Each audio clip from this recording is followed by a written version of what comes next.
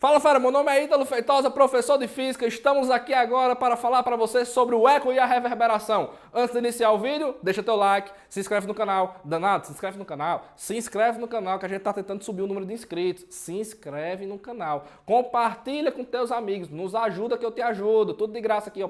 Você tem que ter papo reto. Venha nós e vosso rei. Simbora. Ítalo, eco e reverberação. Deixa eu te contar um segredo, velho.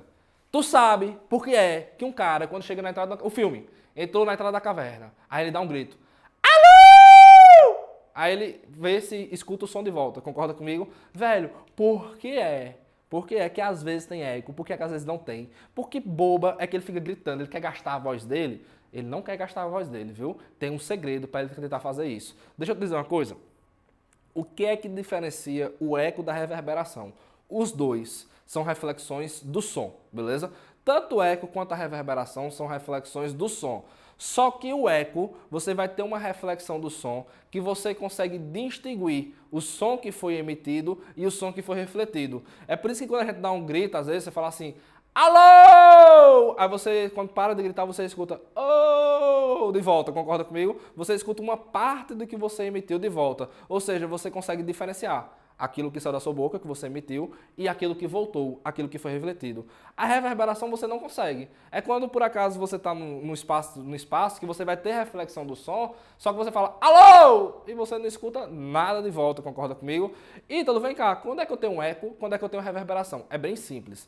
Primeiro, velho, o exemplo clássico que nós temos é o seguinte, o tempo que teu ouvido demora para poder dissociar, ou seja, esquecer, ou seja, desapropriar um som do outro é de 0,1 segundos. Ou seja, nós precisamos de um espaço de tempo de 0,1 segundos entre o som que foi emitido e o som que foi refletido para que você consiga gerar o fenômeno da ecolocalização. E aí, vem cá, esse valor é padrão, viu? E aí, colocando aqui velocidade do som igual a 340 metros por segundo, igual a ΔS sobre 0,1, nós vamos descobrir que você tem que ter um ΔS de 34 metros. Ou seja, o som precisa percorrer uma distância mínima de 34 metros, seja indo e voltando, para poder atingir o teu ouvido e tendo essa distância mínima percorrida, você vai conseguir gerar o fenômeno do eco, tranquilo? Então uma pessoa está na entrada da caverna, dá um grito, alô! Velho, ela dá lá um alô, o som, para ele poder estar na distância mínima. Qual é a distância mínima que eu tenho que ter, professor, para poder ter o eco?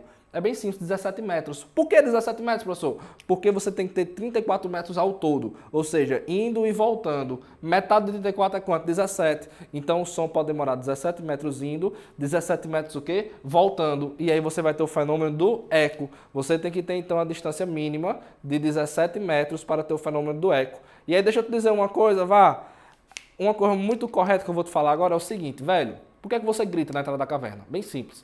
Você grita porque se tiver o eco, você sabe que a caverna tem mais do que 17 metros. Você grita porque se não tiver o eco, você sabe que a caverna ela é pequena e aí você pode entrar que ela é bem curtinha. Você grita também por causa do seguinte, se eu grito alô e volta só o oh, é porque possivelmente essa caverna tem 17, 20, 30 metros, beleza? Agora se tu grita alô, aí depois de um segundo, tu escuta o nome inteiro de volta, tu escuta alô, todinho de volta, bicho.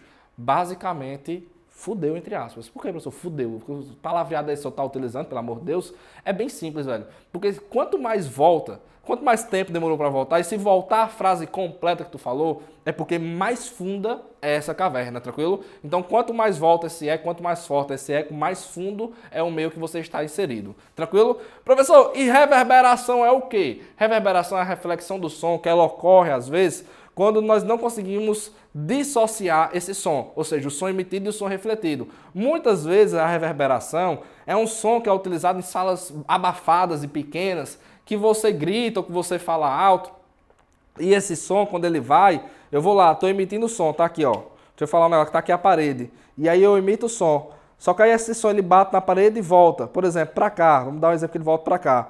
Ao mesmo tempo eu estou emitindo outro som, porque eu estou falando aqui com você várias vezes, concorda comigo? Emito outro som de mesma frequência. E aí o que acontece? Esses sons vão sofrer interferência. Professor, vão sofrer interferência, a gente vai aprender já já sobre esse fenômeno da interferência, e aí pode se destruir, pode atenuar esse som, ou então esse som ele pode amplificar. A reverberação é um fenômeno que a gente não pode dizer o que acontece com o som, ele pode ser atenuado, como ele pode ser amplificado de várias formas, tranquilo? Reverberação, ela acontece muito, o pessoal fala muito que acontece muito em concertos de igreja.